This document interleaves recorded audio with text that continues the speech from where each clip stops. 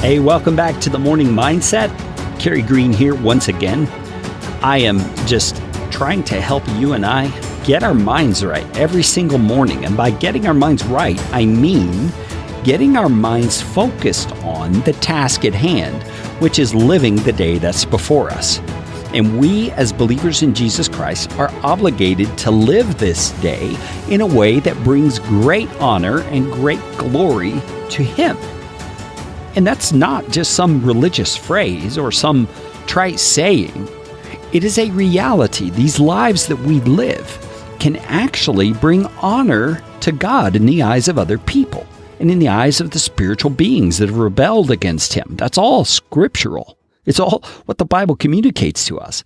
And we've been focusing on how we actually do that, getting down to the brass tacks of what it means to live a life that is pleasing to God.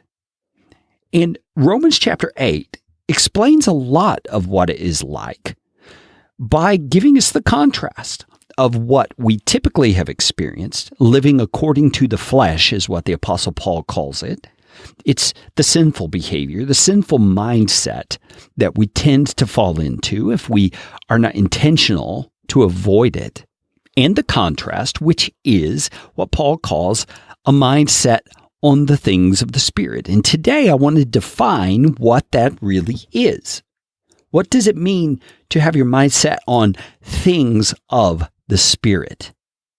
Well, I think in short and very simply, we could say the things of the Spirit are the things the Spirit desires to see happening in the world.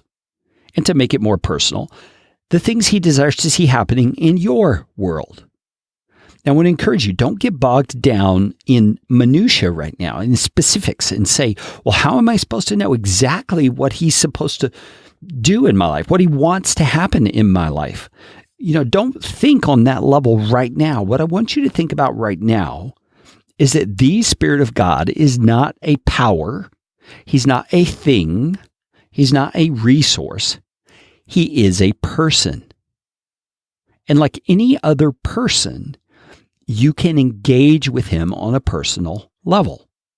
And He lives within you. Okay? So let's be careful here. We're not talking about those goofy movies where you see somebody has a split personality and they're hearing voices in their head all the time. And they're having to fight and you see all the comical situations they get into. That's not what we're talking about. Though I must admit, it's very similar in some ways, because the Spirit of God, being a real person and living inside of us, is able to communicate with our spirit. And He does it when we set our minds on the things of the Spirit. You see, it's kind of like we are setting the context or the environment in which our spirit is able to tune into the Spirit of God. We do that by setting our minds on the things of the Spirit. When you set your mind on something, your whole focus tends to move or gravitate toward that thing. It is very much like gravity. That's a good word for it. When we set our minds on the things of the Spirit, it's like His gravity pulls us in, and we begin to recognize and see the things He desires. Now, the Apostle Paul does us a great favor in Galatians chapter 5 by pointing out these things he calls the fruit of the Spirit. They're the kinds of behavior that flow out of a life that the mind is set on the things of the Spirit. But what I want you to understand today is this: the Spirit of God is in you to engage with you, to lead you in your day.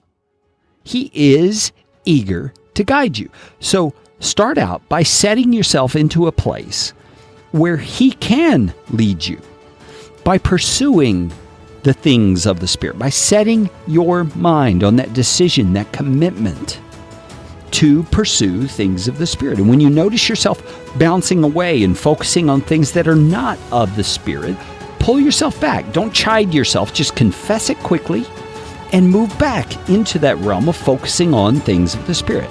And I would love to hear what this experience is like for you. Reach out to me, Kerry, Carey, @kerrygreen.com.